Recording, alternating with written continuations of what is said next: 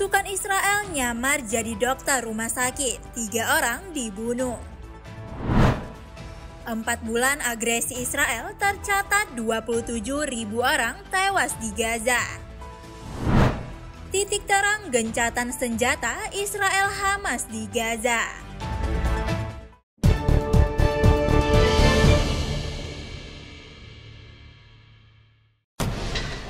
Tentara Israel diduga menyamar sebagai perempuan dan petugas medis lalu menyerbu rumah sakit Ibnu Sina di Jenin, tepi barat pada Selasa 30 Januari 2024. Kementerian Kesehatan Palestina menyebut tentara Israel melepaskan tembakan di bangsal rumah sakit Ibnu Sina dan menewaskan 3 orang milisi Palestina yang dirawat di rumah sakit tersebut. Dilansir Associated Press, rekaman video kamera CCTV rumah sakit menunjukkan belasan tentara bersenjata menyamar seperti wanita berhijab, staf rumah sakit, dan jas dokter berwarna putih. Di rekaman lain, terlihat tentara Israel lainnya menggunakan masker bedah sambil membawa senapan dan kursi roda sebagai alat bantu. Direktur Rumah Sakit Ibnu Sina, Naji Nazal, mengatakan sekelompok tentara Israel itu memasuki rumah sakit dengan menyamar dan membunuh orang-orang tersebut. Kantor berita Palestina, Wafa, menyebut ketiga pria yang tewas adalah Muhammad Jalamna, Muhammad Aiman Ghazawi, dan Basil Aiman Ghazawi.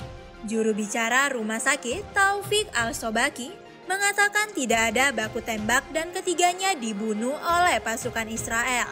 Dia menyebut salah satu korban, yakni Basil Ghazawi, telah menjadi pasien di rumah sakit itu sejak Oktober lalu karena menderita hemiplegia atau kelumpuhan sebagian.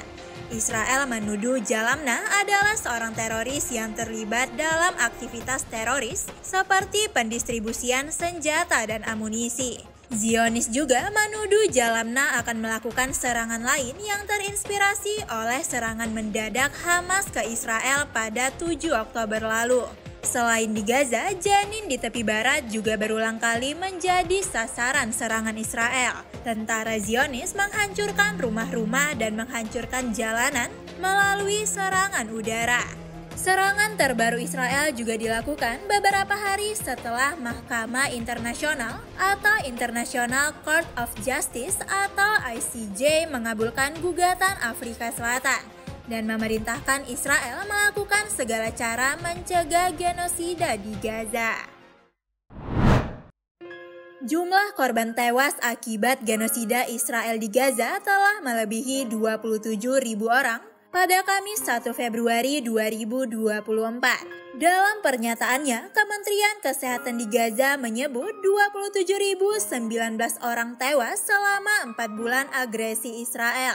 Bahkan hanya dalam 24 jam terakhir, 118 orang tewas dan 190 orang terluka.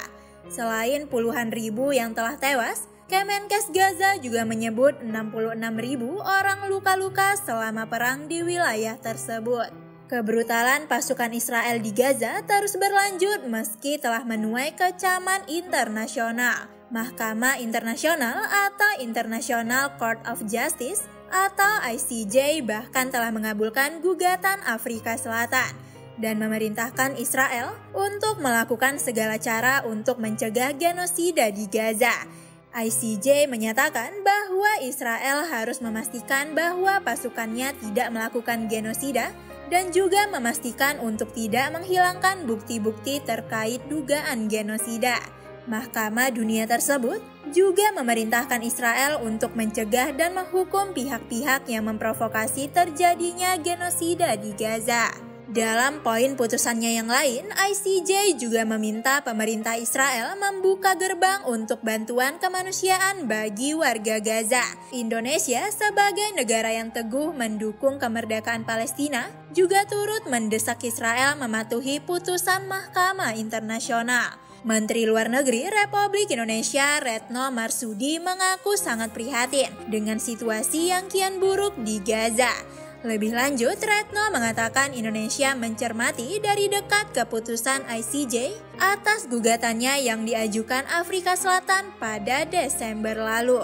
Ia lalu memuji keputusan ICJ yang memenangkan gugatan Afrika Selatan. Pembicaraan mengenai usulan gencatan senjata Israel dengan kelompok Hamas disebut membuahkan hasil positif. Pembicaraan yang juga termasuk kesepakatan pertukaran tahanan di Israel dan sandera di Gaza melibatkan pejabat Amerika Serikat, Mesir, Qatar, dan Israel. Dikutip dari New Arab, pejabat Gedung Putih menyatakan pembicaraan mengenai kesepakatan tersebut bersifat konstruktif.